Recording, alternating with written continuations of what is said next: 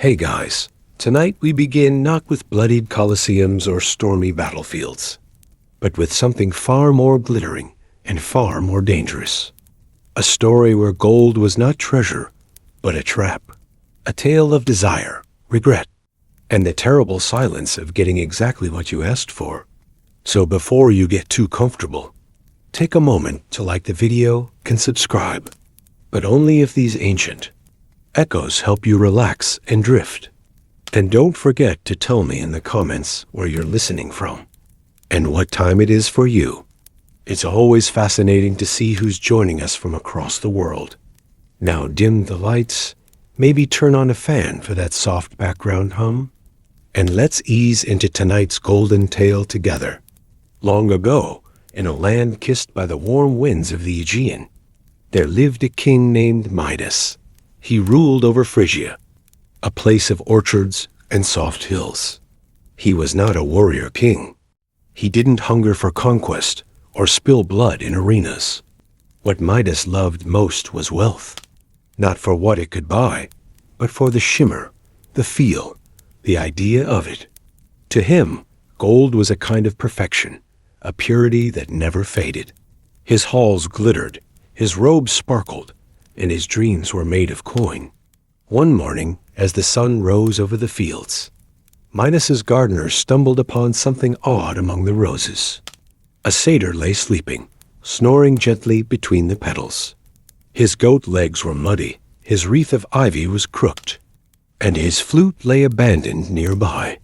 This was Silenus, a companion of Dionysus, the god of wine and revelry. Most kings would have panicked. Midas didn't. He ordered the satyr to be treated like a guest. He gave him warm wine, a soft bed, and days of music and laughter. When Dionysus came to retrieve his friend, he was surprised and pleased. Not many mortals treated his followers with kindness. As a reward, Dionysus granted Midas one wish. Anything at all. Without pause, Midas asked that everything he touched be turned to gold. Dionysus hesitated. He knew the weight behind such a wish. But gods are bound by their word. He nodded once and the gift was given. At first, it was magic. Midas touched a rose gold, a bowl gold. The columns of his palace shimmered like the sun. His servants watched in awe, and he felt like a god himself. But soon, things began to change. He reached for bread gold, water gold. He tried to embrace his daughter, and she turned to lifeless, gleaming statue in his arms. The palace, once alive with laughter and music, now echoed with silence.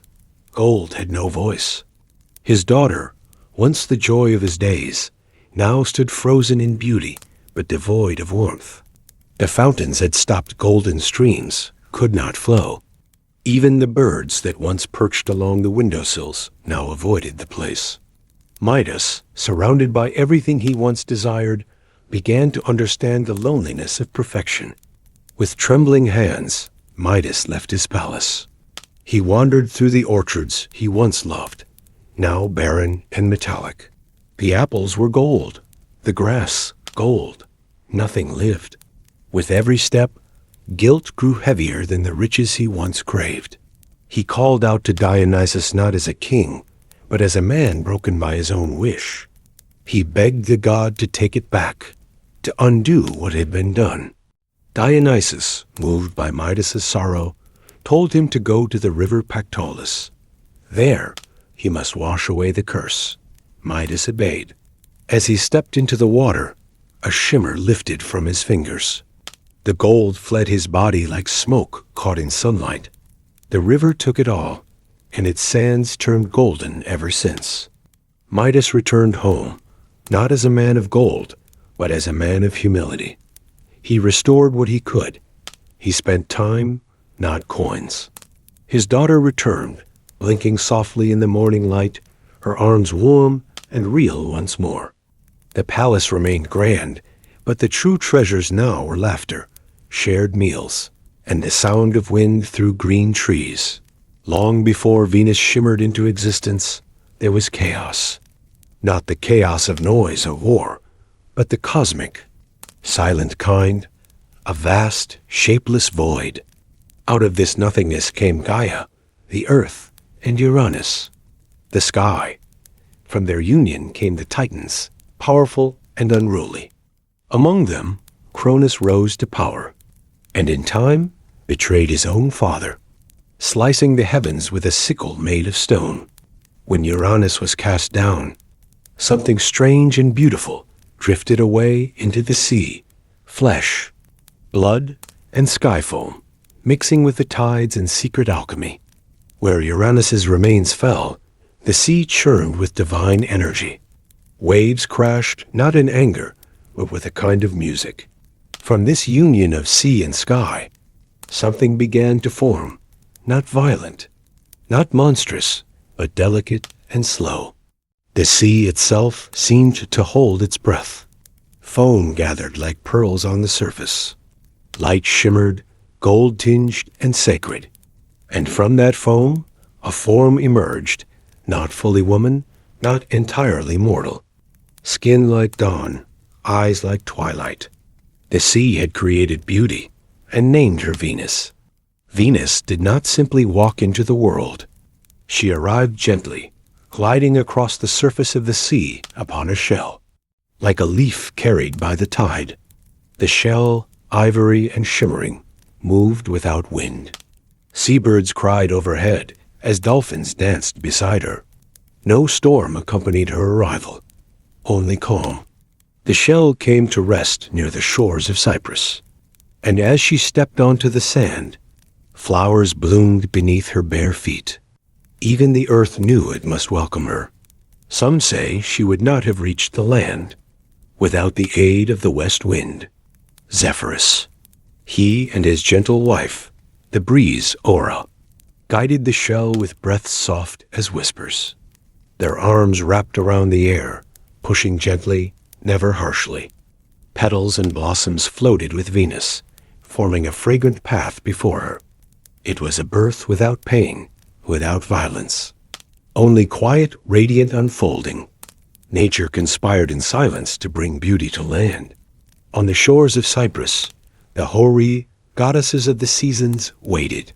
Clothed in flowing fabrics, they welcomed Venus without question. One offered her a robe of stars. Another brought a crown made of flowers. They knew who she was before she spoke. Without a kingdom or a name, she had already become something divine.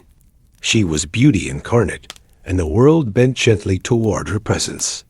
As Venus walked the shore, the world seemed to lean in. Rivers curved slightly toward her.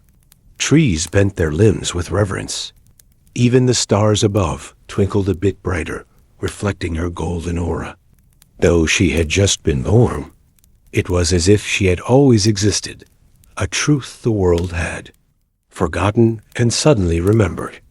She was not a goddess of war or wisdom. She was the quiet gasp before sunrise, the stillness before music, the sacred hush of beauty recognized. News of her arrival reached Olympus quickly.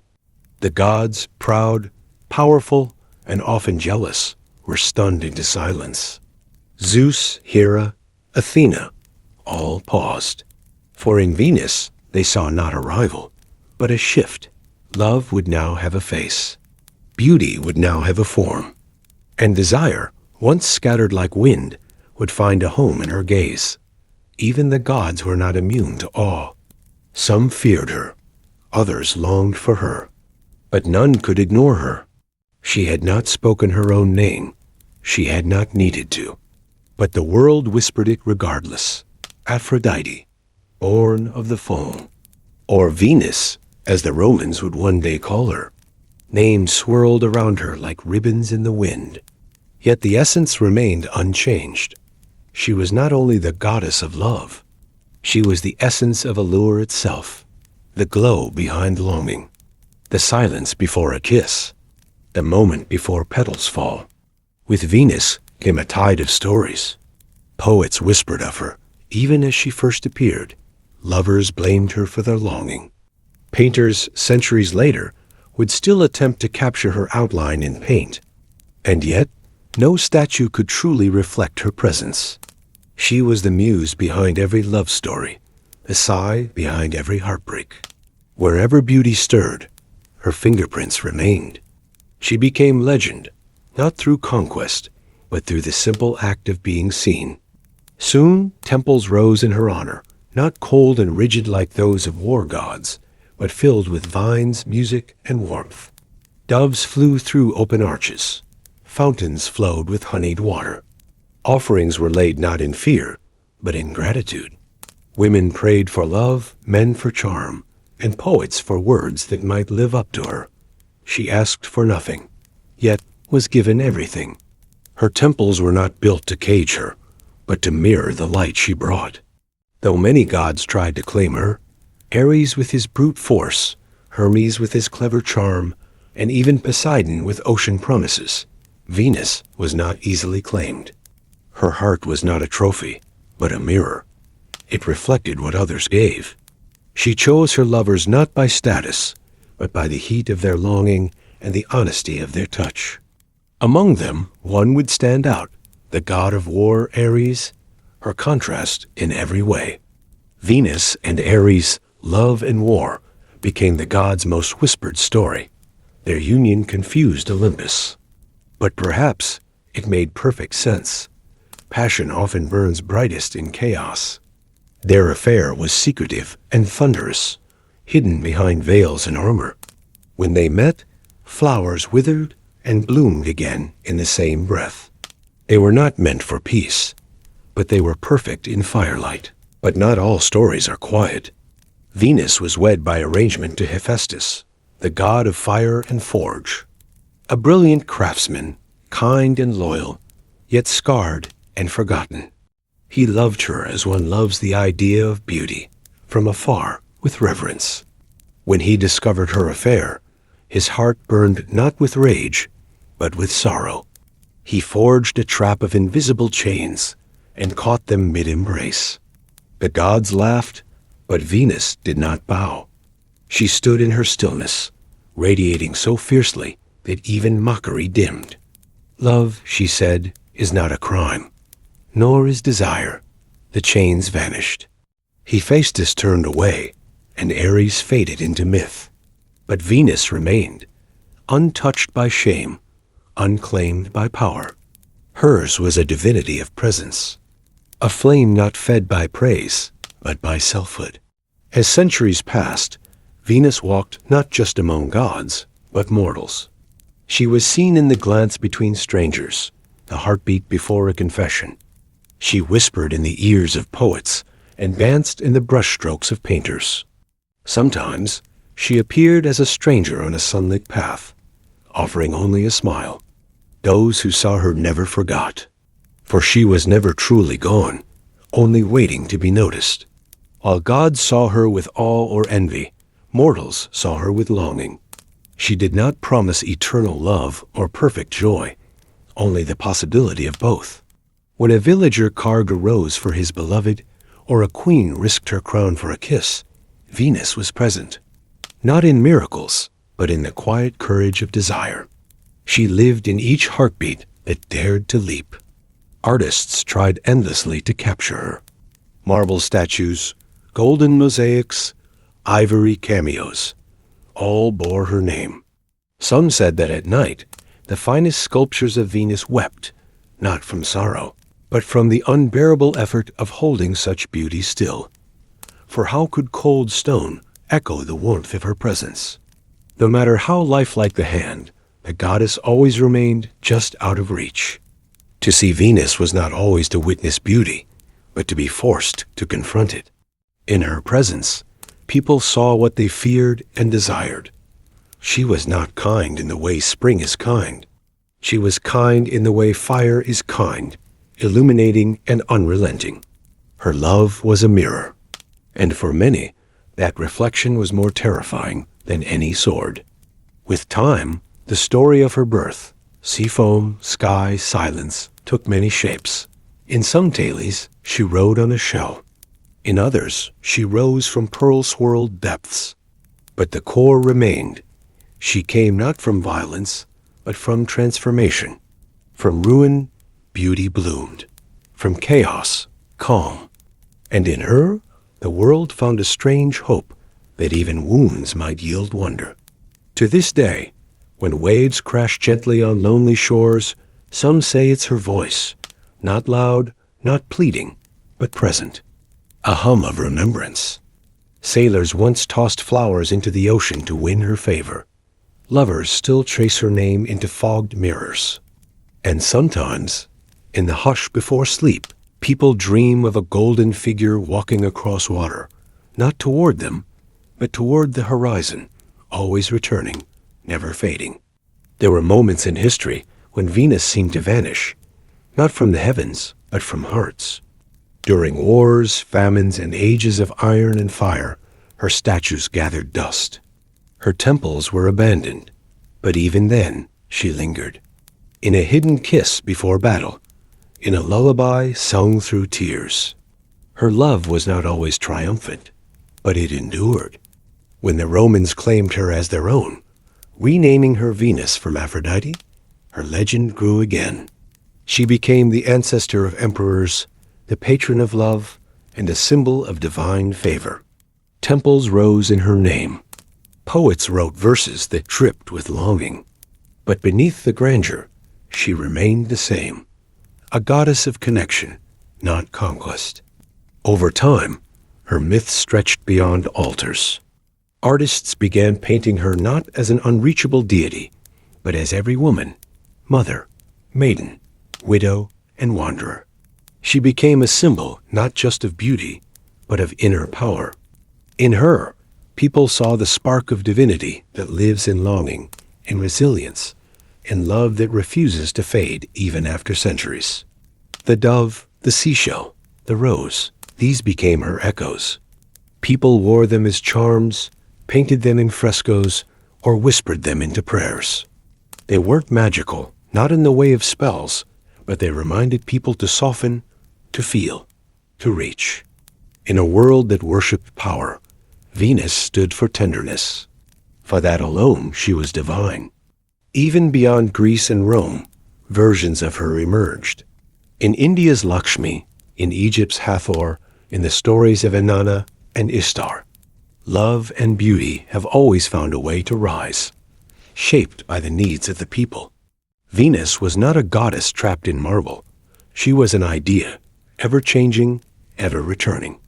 Sea foam in one land, starlight in another. During the Renaissance, Venus rose again, not in temples, but on canvas. Botticelli painted her emerging from a shell, winds swirling around her, hair like silk spun from sunlight. She became the muse of beauty, the symbol of rebirth, not just of flesh, but of thought, of art, of the soul rediscovering gentleness in a world recovering from darkness. Love, in the age of Venus, was not only for youth or beauty. It became the subject of letters, sculpture, poetry. Old lovers carved initials into trees. Newlyweds wore roses behind their ears. Even soldiers sent home tokens lockets, handkerchiefs whispers of Venus across battle lines. She reminded them all that love was not weakness, but memory made sacred. The sea, from which she was born, never forgot her. Sailors claimed to see her reflection in calm waters. They tossed coins and sang old hymns, begging her for calm winds and safe journeys. To them, she was more than a myth. She was the soul of the ocean, a goddess not of storms, but of serenity. Philosophers debated her, too. Was she a real goddess or a symbol of the eternal feminine? Plato wrote of beauty as a bridge to the divine. Venus, then, was not just a woman or a figure, but the yearning itself, the pull towards something better, more complete. A reminder that what we love says something about who we are. But Venus was not always kind. In myths, she was jealous, vengeful, and sometimes cruel. She punished mortals who mocked beauty, who shunned love, who thought themselves above desire. Her lessons were sharp, not because she hated, but because she believed love deserved reverence, not dismissal. Even a goddess of softness must sometimes cut deep. Venus never aged.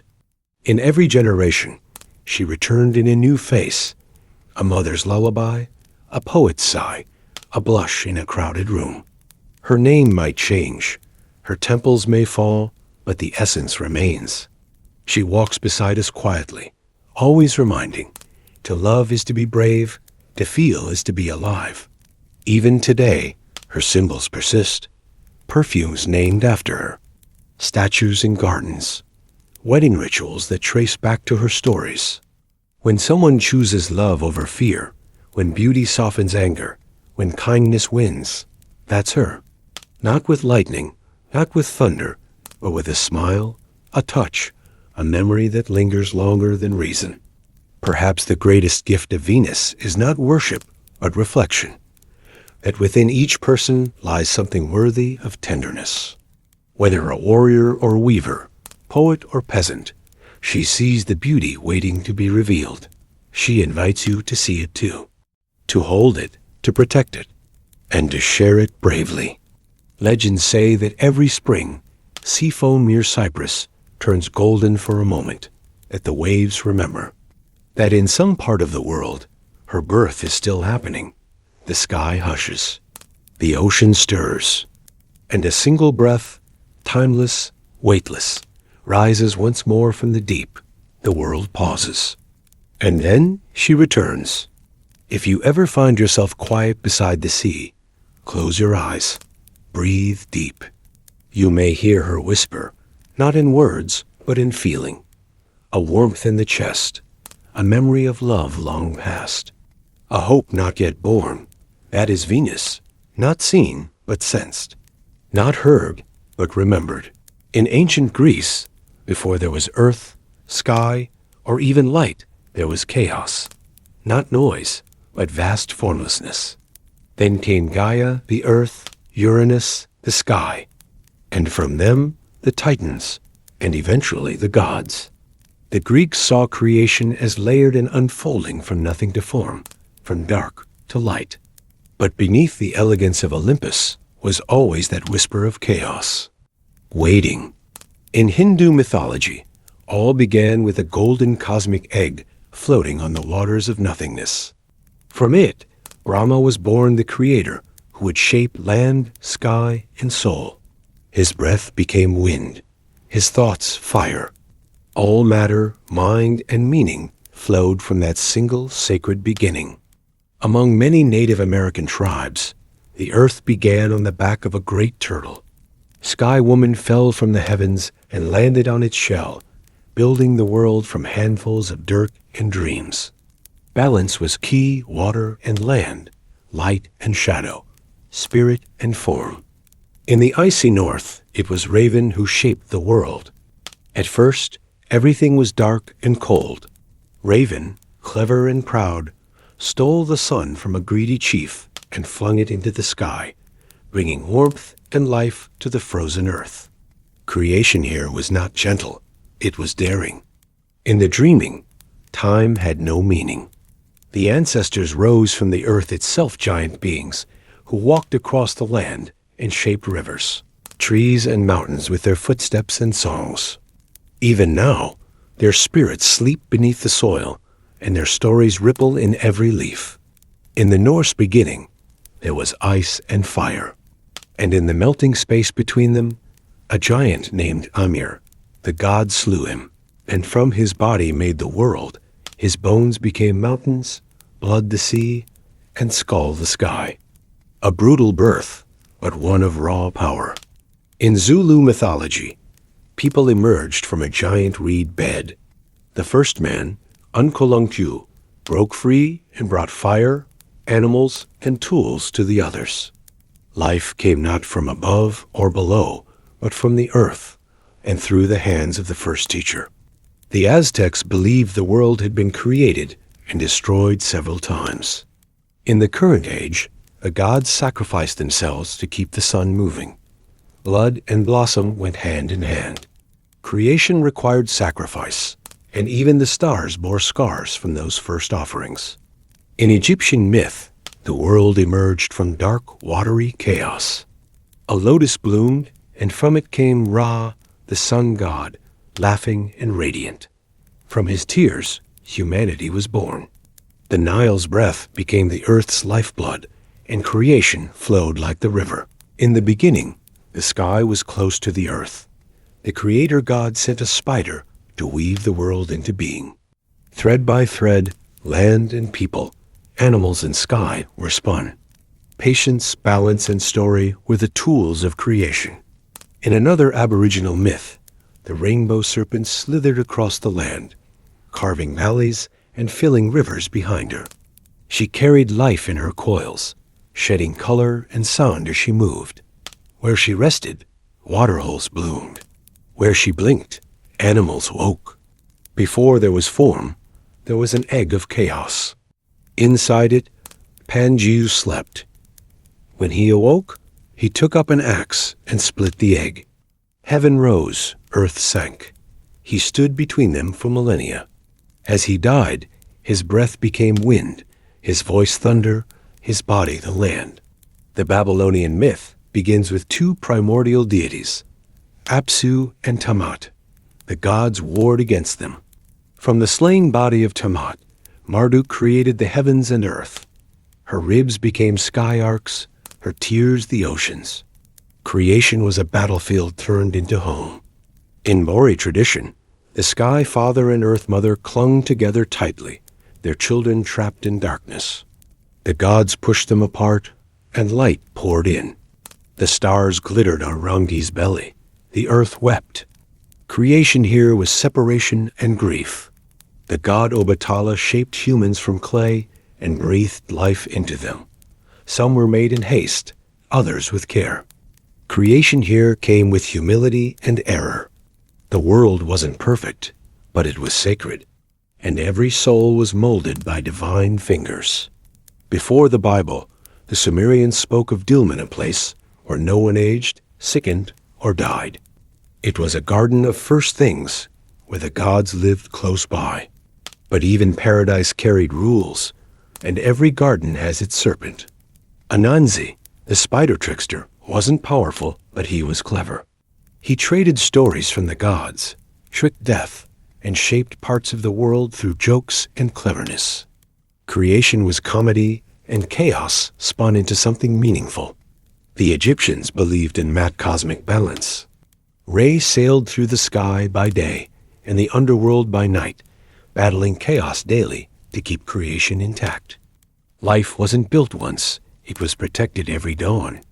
In Shinto myth, Izanagi and Izanami stood on the floating bridge of heaven, dipped a jeweled spear into the sea, and pulled land from the waters. Their dance birthed mountains, rivers, and gods. Creation danced into being delicate and powerful. In the beginning, a bamboo split open, and from within emerged the first man and woman. Life grew from plant, not soil. A tale that whispers how growth, not power, starts humanity. In the frozen silence of the north, Raven found the world empty.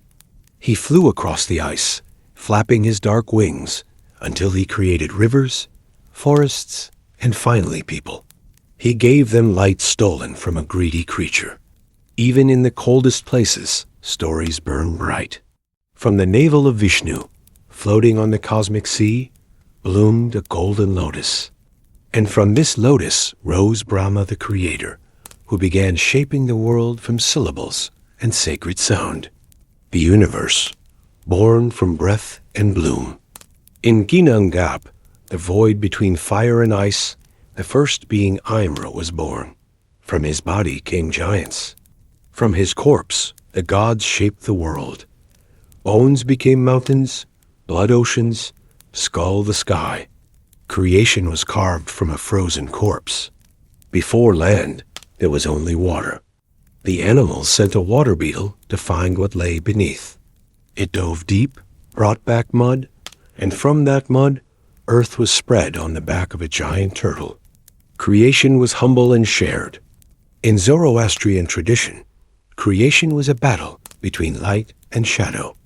Ahura Mazda created the world as a defense against evil. Fire was sacred, not just heat, but truth itself. each spark a stand against darkness. Ceridwen brewed a potion of wisdom for her son, but a servant drank it by accident. From chaos, knowledge spread. Creation was an accident, yes, but one that brought poetry, magic, and myth to the world.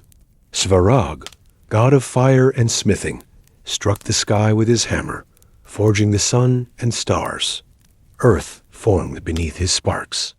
Creation wasn't whispered, it was forged, glowing and red-hot like a blacksmith's truth. In Aztec belief, the world had been created and destroyed 4 times.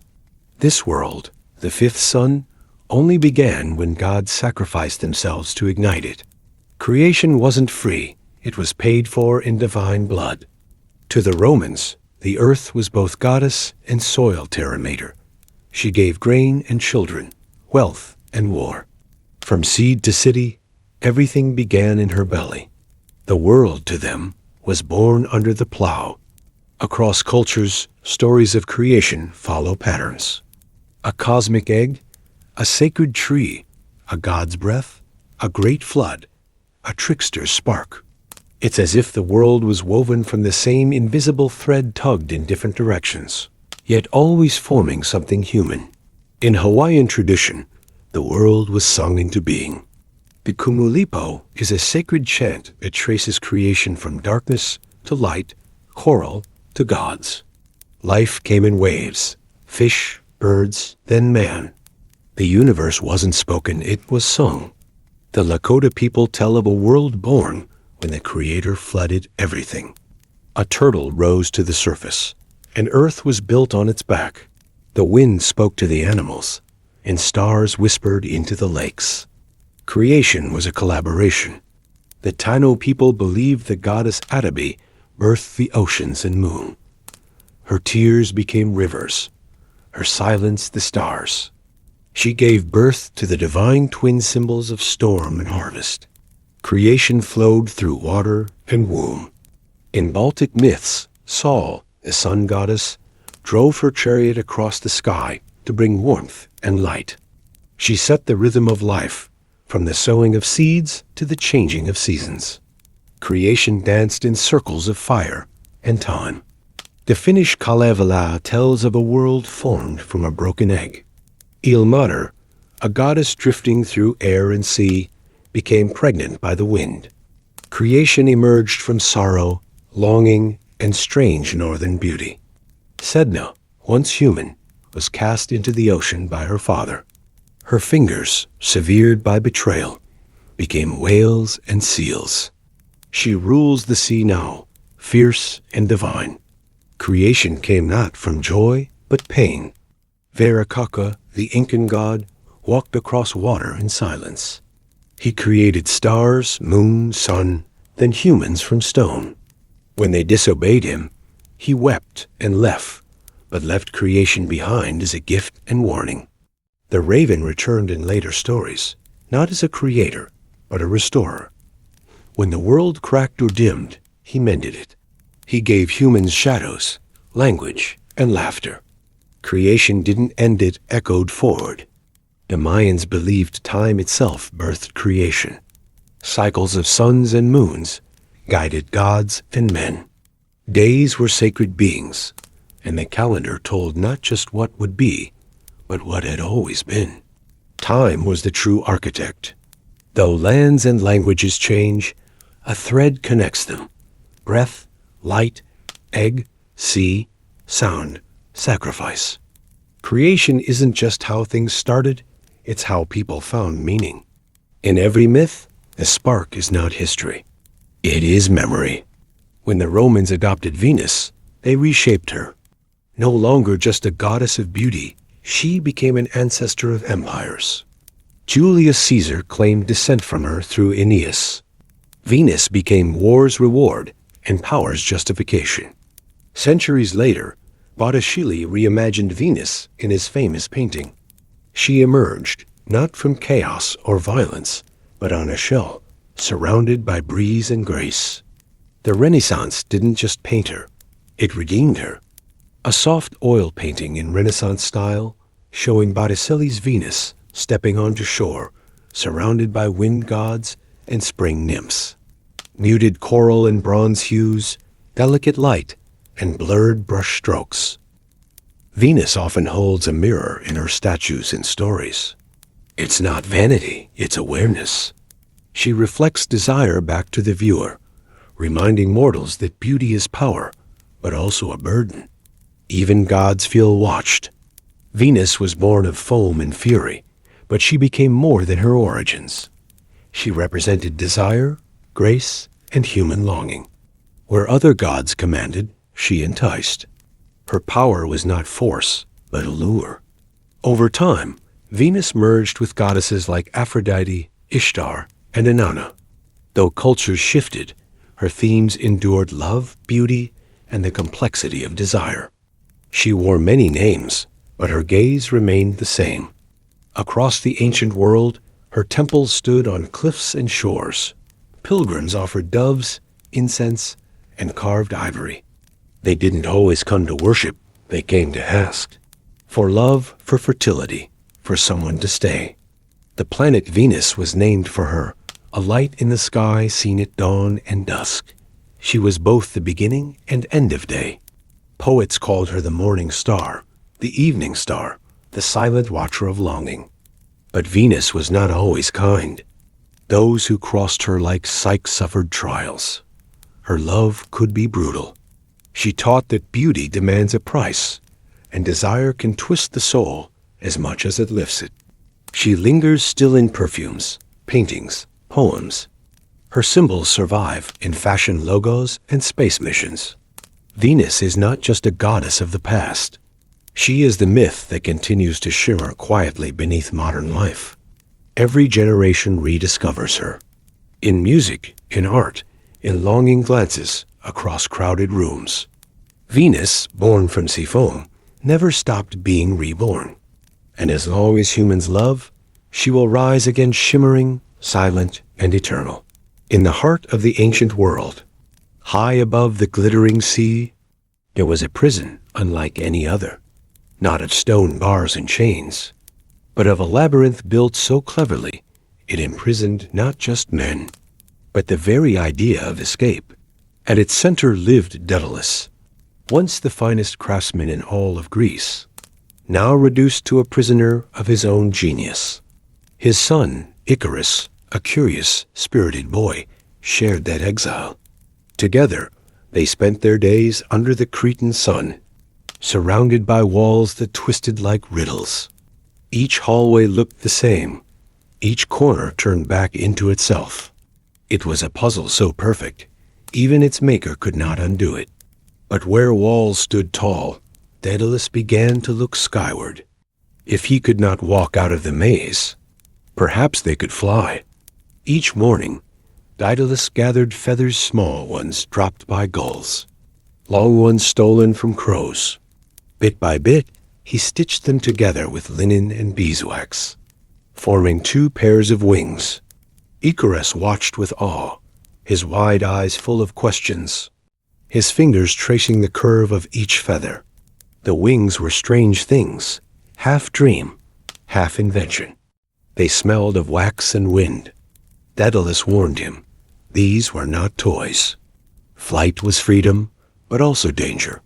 The wax would melt near the sun. The sea would swallow them if they fell. But Icarus, full of youthful fire, saw only the sky. He didn't see warning. He saw wonder. The morning of their flight came wrapped in silence. No guards, no alarms. Just a gentle breeze and a sky without clouds. Daedalus helped strap the wings to Icarus's shoulders, adjusting the leather cords and brushing his son's hair back one last time. Fly between, he said. Not too low, or the waves will drown you. Not too high, or the sun will melt your wings. Icarus nodded, understanding the words, but perhaps not the weight of them. They stepped to the edge. For a moment, there was only stillness. Then the wind caught their wings and they rose. They soared over the Aegean like birds, shadows flickering over the waves. Sailors looked up in wonder, mistaking them for gods. Islands slipped by beneath their feet. Icarus whooped with laughter, circling his father and diving low, then pulling up sharply into the wind. Daedalus flew steady, eyes scanning the horizon. He called out warnings, but the wind swallowed his voice. Icarus was drunk on the sky, spinning and rising higher. The world had never looked so beautiful or so far away. The sun was not angry. It didn't chase him. It simply rose, as it always did, glowing and golden, unaware of the boy reaching toward it. Icarus, drawn by warmth and wonder, flew higher. The wax began to soften. Feathers trembled in the heat. Still he rose, arms spread as if to embrace the sky. Below him, Daedalus shouted, his voice now a thread in the wind. And then a feather fell, then another. The wings unraveled like dreams at dawn. And the boy began to fall. Daedalus saw it all. The spinning fall, the scattering feathers, the boy who had soared too close. He dove, but it was too late. Icarus vanished into the sea with barely a splash. No scream, no echo, just the quiet return of waves, as if the sky had never held a boy at all. Daedalus hovered above the spot, circling like a wounded bird. There was no body, only foam and feathers and silence. The father who had built so much had lost the one thing he could not craft again. He turned away from the sun, away from the sky, and flew on alone. The sea kept its secret. It gave no tomb, no trace, only the name Icarian. In time, sailors named the waters after the boy who fell. Poets would sing of him, artists would paint him, and mothers would whisper his name to children who reached too high. The myth became a caution, a poem of wings and warnings. But for Daedalus, it was just grief. He landed far from Crete, far from the life they had built, carrying nothing but memories and the hollow sound of the sea. Daedalus found refuge on a small island, a place of quiet trees and warm winds. He built nothing for months. He spoke to no one. In his workshop, untouched feathers sat in baskets, and half-finished sculptures gathered dust. Eventually, his hands remembered their purpose, not for escape, but for memory. He carved a statue of Icarus, arms lifted, face skyward, wings whole once more, not as he died, but as he flew. A moment held still in marble, perfect and eternal, like the dream that once filled the sky. Years passed, the world turned. New kings rose, new gods were worshipped. But still, the wind over the sea sometimes carried the sound of wings. Some say Daedalus could hear it, late at night, the flap of feathers, a distant laugh, a boy's voice rising on the breeze. Grief does strange things. It lingers in echoes, hides in inventions, whispers through time. In every great story told of ambition, of beauty, of loss, somewhere behind it is the shadow of Icarus, still flying. The tale of Icarus is not about foolishness. It is about wonder, about what it means to dream beyond what is safe, to reach toward beauty, even when warned of the fall. Some say he was reckless. Others say he was free. Maybe both are true. But either way, the boy who flew reminds us of the thin line between glory and grief, and that sometimes the flight is worth the fall. In taverns and temples, the story of Icarus spread like drifting feathers. Some told it as a warning. Obey your father. Follow the rules. Don't fly too high. Others softened it, emphasizing Daedalus's brilliance, the ingenuity of their escape, the tragedy of invention misused. But in secret corners, among dreamers and stargazers, Icarus became something else. A symbol not of failure, but of wonder. A boy who had known something the rest of the world never dared a few glorious seconds, when the sky belonged to him. And that, whispered poets, was something worth remembering. Daedalus lived for many years after Icarus's fall. He designed temples, theaters, and strange contraptions that spun and clicked and mimicked birdsong. He was celebrated, even honored by kings. But he never flew again. His hands, once so eager to defy gravity, stayed busy on the ground. He taught apprentices. He wrote scrolls of warnings about balance, hubris, and restraint. Yet in quiet moments, when tools lay idle and dusk touched the sky, he would walk to the shore, eyes lifting to the horizon, lips moving silently as if speaking to someone who once lived among the clouds. Centuries passed. The wings were never found. Some say they melted. Others say they sank. But the idea of them, the dream of them, remained. In every glider, in every story of human flight, echoes of Daedalus and Icarus still beat faintly. Even today, when jets streak across the heavens or rockets climb toward the stars, the myth lives on. Humanity still dreams of flying, not just from danger, but toward something bigger, toward freedom, toward light, and somewhere behind it all, the memory of a boy who dared to go too far. Late at night, in certain winds, some say you can still hear it. The soft beat of wings that are not birds. The rush of air stirred by youthful ambition.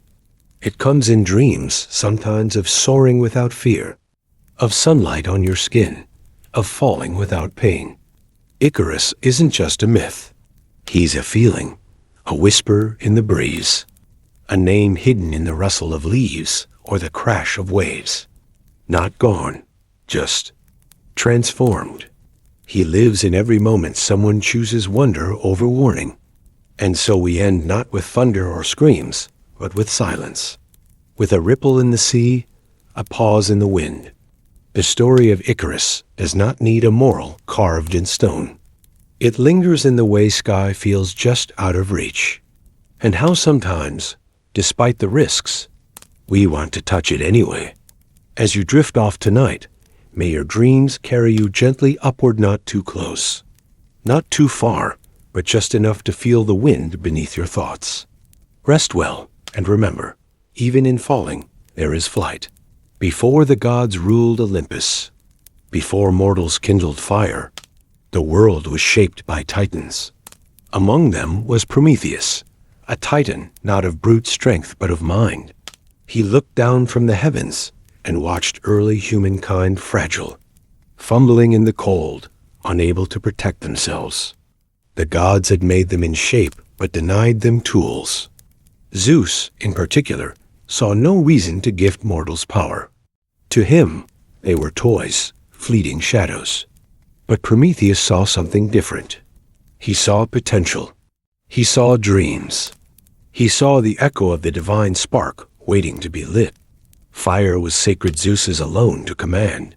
It burned atop Olympus, used in the forging of thunderbolts and in sacred rituals. Mortals were left to shiver in caves, their nights long and their fears loud. Prometheus knew what fire could mean. It wasn't just warmth.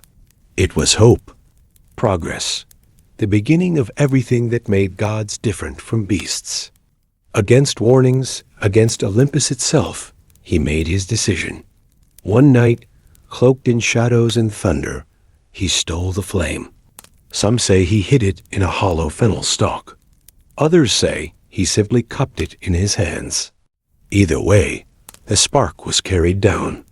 When Prometheus gave fire to mankind, the world changed. Flames crackled in caves. Shadows danced on walls. Children gathered around warmth for the first time. Animals were kept at bay. Food could be cooked. Tools could be forged. Mortals looked at one another with something new in their eyes' possibility. Civilization began with fire. Prometheus stood at a distance and watched as the light spread, not just through forests and villages, but through hearts. And for a while, he felt peace. He had broken a rule, yes, but he had birthed a future that had to count for something. Zeus, however, did not see beauty in what Prometheus had done. He saw rebellion, defiance, a crack in his perfect order. Gods were meant to be obeyed, not questioned. Mortals were meant to serve, not shine.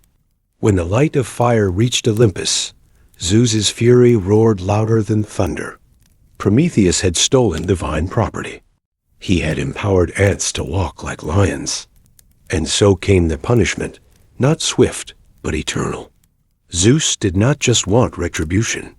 He wanted a lesson that echoed through time, a symbol of what happened to those who challenged divine will. Prometheus was taken bound in unbreakable chains forged by Hephaestus himself. He was dragged to the highest, loneliest peak, Mount Caucasus. There, he was shackled to the rocks. No priest, no ceremony, just cold wind and the cry of circling eagles. Each day, an eagle would descend to tear at his immortal flesh, feasting on his liver. Each night, it would grow back. He could not die. He could not escape. Just pain. Repeating. Relentless. Zeus ensured that his punishment was not just physical, but cosmic, a titan trapped beneath the sky he once defied. But while Prometheus suffered, the world below grew brighter. The fire he gave mankind was not just heat, it was metaphor. Humans began shaping metal, building homes, crafting words into language. Stories were told around embers, laws carved from stone, and art born from imagination. Even gods began to notice. Not all were pleased, but a few Demeter, Hestia. Even Athena watched with quiet approval. Deep beneath Olympus, whispers stirred. Some asked, was Prometheus wrong or merely early? Could it be that mortals were meant to rise? Zeus refused such thoughts, but the murmur of change had begun. Yet Prometheus, even in pain, had one final secret. Before his capture, he had hidden something more dangerous than fire: knowledge. He knew a prophecy, one that foretold the fall of Zeus. That one day, a child born of a certain union would surpass and dethrone him. Prometheus never told who. And Zeus knew that. Part of his rage wasn't just about the flame, it was about control. And Prometheus, bound and bleeding, still held the future in his silence. He had given mankind fire, yes, but also bought them time. And time, the gods feared, was the one gift that could not be ungiven. Centuries passed, mountains eroded, empires rose and fell. But Prometheus remained, until one day a hero came. Hercules, son of Zeus, lion-hearted and fierce, found the chained Titan during his travels. Moved by the suffering and guided by a divine task, he broke the unbreakable chains. The eagle shrieked and fled. The silence of the mountain broke for the first time in eons. Prometheus was free, not by Zeus's mercy, but by human courage. A child of man had done what gods would not. And so the cycle continued. The fire once given to man now returned as flame in man's heart. Prometheus, though scarred, walked again upon the earth. He did not rebuild Olympus or seek thrones. He walked quietly through villages, watching humans grow. Fire had taught them to survive. Now they were learning to live. He saw music, language, healing. He saw cruelty too, and knew it was part of the price. But even as men made war, they also built bridges. For every sword, there was a plow. For every tyrant, a poet. Prometheus did not regret the fire. It was not a perfect gift, but it was a beginning. And beginnings always burned a little. And so the tale of Prometheus became legend. Told in temples, painted on vases, whispered into stars. Fire became more than flame. It became memory, rebellion, creation. The gods watched, wary now, for they knew that mankind had tasted power. But they also knew something else, that the one who suffers for others, who risks eternity for a spark of light, is never truly forgotten. Prometheus remains not just in myth, but in every match struck, every candle lit in darkness, every act of defiant love. He is the flame that endures, the fire that never fully goes out. The war had ended, But peace had not yet arrived. Troy, once proud and shining, now lay in ruins, its walls crumbled, its towers fallen, and the smoke of 10 long years still curling into the sky. Among the many victors, one man stood out not for his strength, but for his cleverness. Odysseus, king of Ithaca, was ready to return home. He had tricked the Trojans with his wooden horse and watched as their city burned. But now, standing on the shore with the sea before him, his heart longed for something quieter, his wife Penelope, his young son Telemachus, and the olive trees that lined his cliffs. With his crew and ships, he set sail, believing the hardest part was behind him. But the gods were not yet done with him. Poseidon, god of the sea, still fumed with anger at Odysseus for blinding his son, the Cyclops. And so began a journey not measured in miles, but in trials across unknown waters, through strange islands and into the heart of myth itself. What Odysseus wanted was to go home. What awaited him was every reason not to. And with the wind at his back and the stars above, he began what would become the longest homecoming in all of ancient lore. The sea was calm, deceptively so. After days of smooth sailing, Odysseus and his men spotted an island cloaked in green and mist. Curious and tired, they rowed ashore. The land was sweet with the scent of fruit, and the people who lived there welcomed them with gentle smiles and bowls of honeyed food. These were the Lotus Eaters, a people who lived in a dream always full, always content, always forgetting. They offered the strangers their prized lotus, a flower that stole memory with its nectar. Some of Odysseus's crew ate, and in moments they forgot their homes, their families, and even the sea. They sat beneath the trees with blissful, empty eyes, convinced they had always lived there. Odysseus was horrified. With force and tears, he dragged his men back to the ship, even as they begged to stay. The sails rose once again, and the island faded behind them. But in his heart, Odysseus knew this was just the first trick of the gods, the first soft trap disguised as peace. The sea would not give him home, without first showing him all the ways he might lose it. Not long after, the ships found another island, rocky and barren with dark cliffs, rising like broken teeth. Needing supplies, they docked and explored. Deep within a cave, they found food, cheese, and shelter. But when the sun set, the true owner arrived, a giant with a single eye, Polyphemus, son of Poseidon. He was not pleased to find guests. With terrifying strength, he blocked the cave entrance with a stone and began to eat the intruders. One by one, Odysseus watched in horror, but his mind, sharp as ever, turned to strategy. He offered the Cyclops wine and tricked him into drunken sleep. Then, with a sharpened stake, Odysseus and his men blinded the monster. They escaped by clinging to the undersides of sheep. As they fled to the ship, Odysseus made one fatal mistake. He shouted his name in pride. The blinded Cyclops cried out to his father, Poseidon, and cursed Odysseus's name. From that moment on, the sea turned against him. After escaping the Cyclops, Odysseus came upon the floating island of Aeolus, the keeper of the winds. Aeolus listened to the hero's tale and offered help, a leather bag, filled with every wind but the west, the one wind Odysseus needed to reach Ithaca. He warned, do not open it. With gratitude, Odysseus set sail. Days passed, and Ithaca's shores finally came into view. But curiosity got the better of his men. While Odysseus slept, they untied the bag, thinking it held treasure.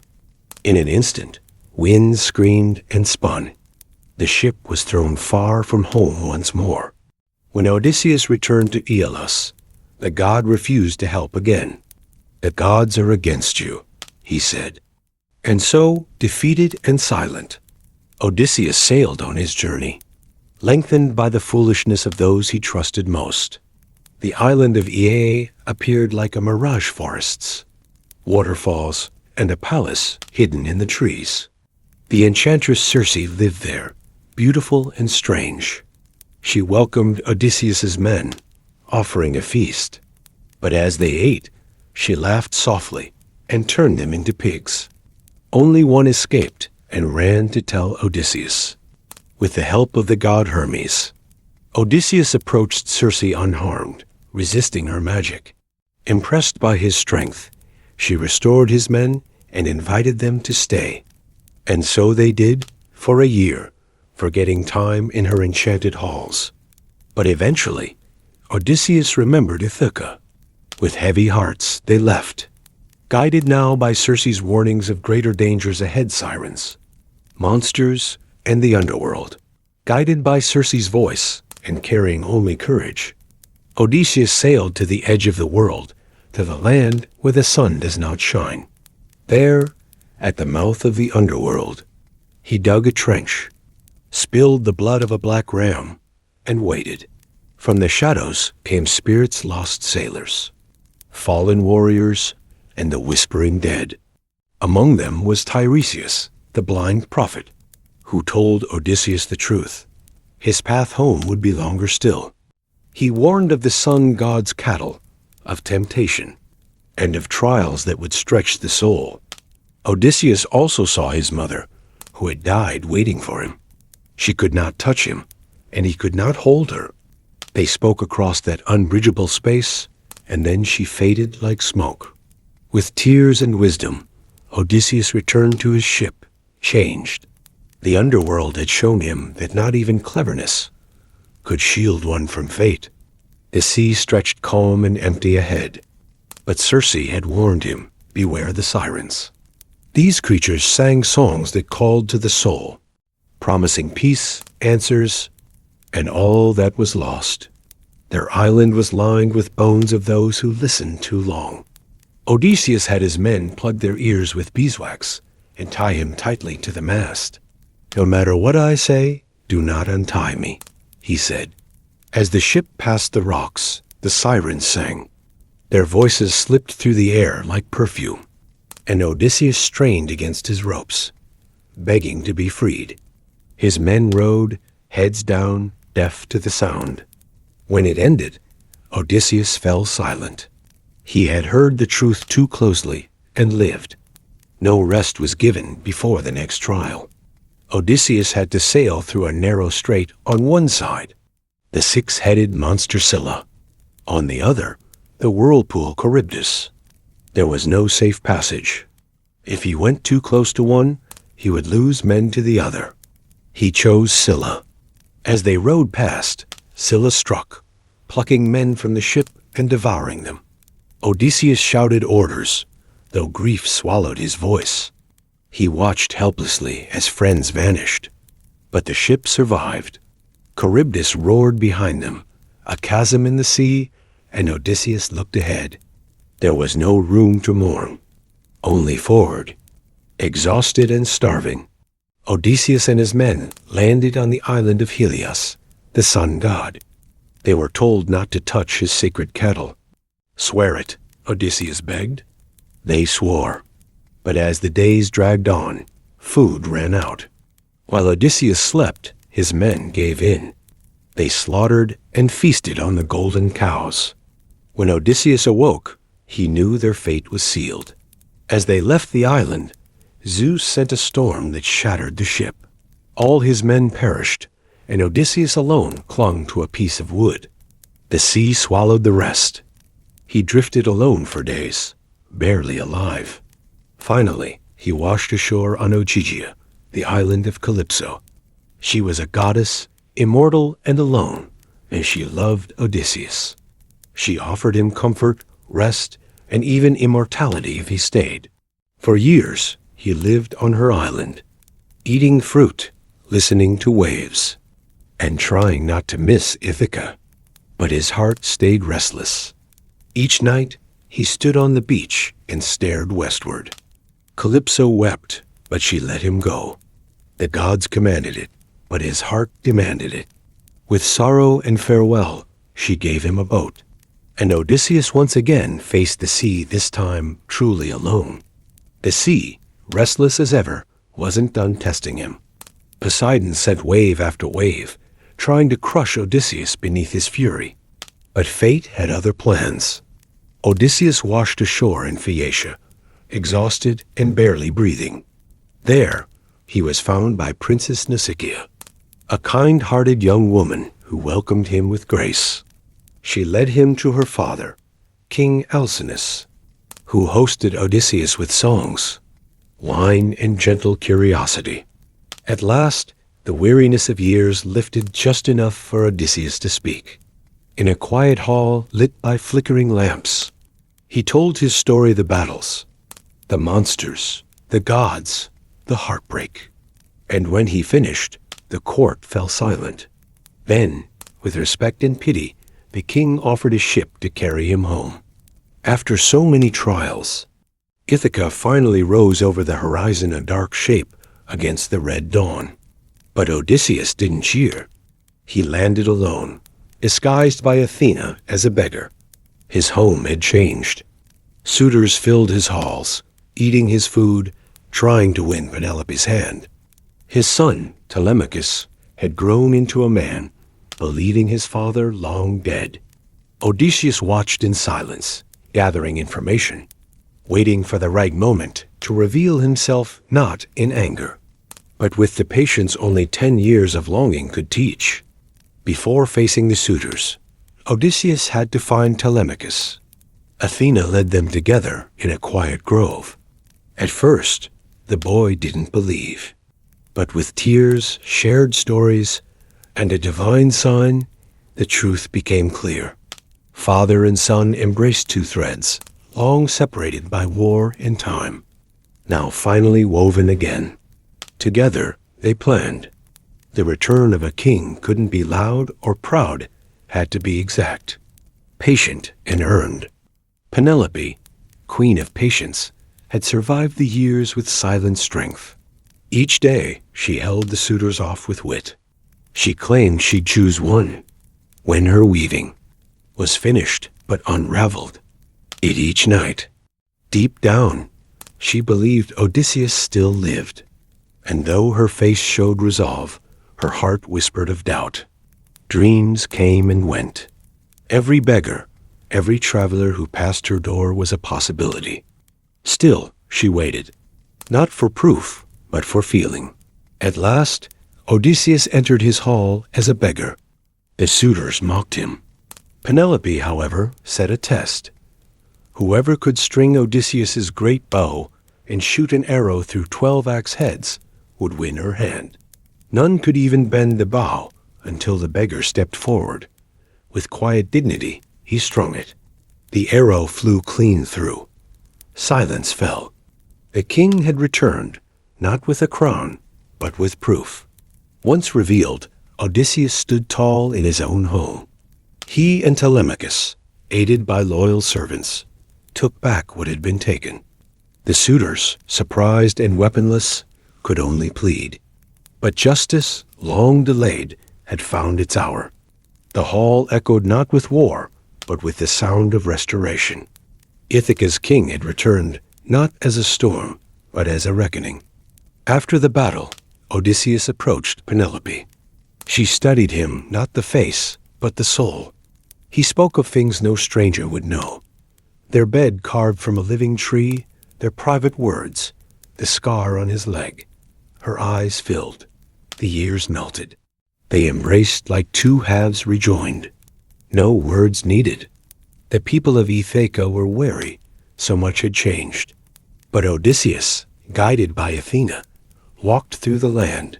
He spoke with families, honored the fallen, restored order. Slowly, the island softened again. Laughter returned to market stalls, songs returned to harvest. The king was not just a hero, but a gardener planting peace, nurturing roots. Odysseus never again sailed far. He ruled Ithaca not with sword or speeches, but with presence. He told stories by firelight, walked the cliffs with Penelope, taught Telemachus the weight of leadership. The sea still called, but he answered with silence. His kingdom was not made of marble, but memory, love, and rest. And so Odysseus passed into story, not as a warrior, but as a wanderer who found home. His name echoed not for his strength, but for his will to return, to endure, to hope. When sailors see a distant island at sunset, they say, "Perhaps that's Ithaca." And they think of the man who showed that the hardest journeys aren't measured in miles, but in heartbeats. Thanks for drifting through this story with me. Let me know in the comments where you're listening from and what time it is. It's always soothing to imagine we're all falling asleep under the same stars. Like and subscribe if this brought you peace tonight. I'll be back soon with another quiet legend from the edges of time. Sleep well, and let the myths keep whispering.